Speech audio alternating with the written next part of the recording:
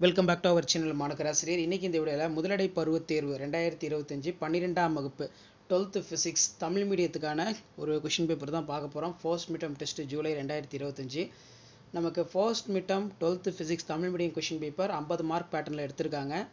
அனைத்து வினாக்களுக்கு விடையிலி இதில் 1 மார்க் வந்து பார்த்தீங்கன்னா 10 1 மார்க் இருக்குது. புக் பேக் 1 மார்க்கு நல்லா தரவாக படிச்சுக்கோங்க. இது எல்லாமே ரொம்ப ரொம்ப முக்கியம், சரிங்களா?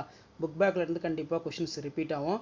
அண்ட் நெக்ஸ்ட் வந்து பார்த்தீங்கன்னா 2 மார்க் கொஷின் பார்க்கலாம். 5 × 2 10 மின் இருமுனை வரையறு, நிலை மின்னியல் கூலும் விதியினை வரையறு, மின்தேக்கியின் பயன்பாடுகள் யாவை, ஒரு கடத்தி வழியாக 32 ஆம்ஸ்ட்ராங் மின்னோட்டம் பாயும் போது ஓரலகு நேரத்தில் கடத்தியில் பாயும் எலக்ட்ரானின் எண்ணிக்கையினை காண்க, மின்னழுத்தமானியின் தத்துவத்தை கூறு, காந்த ஏற்புத்திறன் என்றால் என்ன, டயா பாரா ஃபெரோ காந்தவியலை ஒப்பிடு. இது ஒரு முக்கியமான கொஸ்டின், நல்லா படிச்சுக்கோங்க.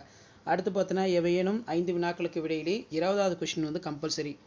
புள்ளி மின்துகள் ஒன்றினால் ஏற்படும் நிலை மின்னழுத்தத்திற்கான கோவையினை தருவிக்க, கூலும் விதியிலிருந்து காஸ் விதியினை பெறுக, இணைத்தட்டு மின்தேக்கி ஒன்று 5 சென்டிமீட்டர் பக்கம் கொண்ட இரு சதுர தட்டுக்கள் 1 மில்லிமீட்டர் இடைவெளியில் கொண்டுள்ளது, அதன் மின்தேக்கு திறனை கணக்கீடு, ஓம் விதியின் நுண்வடிவத்தை கூறு, சீபக் விளைவின் பயன்பாடுகள் யாவை, சீரான காந்தப்புலத்தில் உள்ள காந்த ஊசி ஒன்றில் மீது செயல்படும் திருப்பு விசைக்கான கோவையினை பெறுக.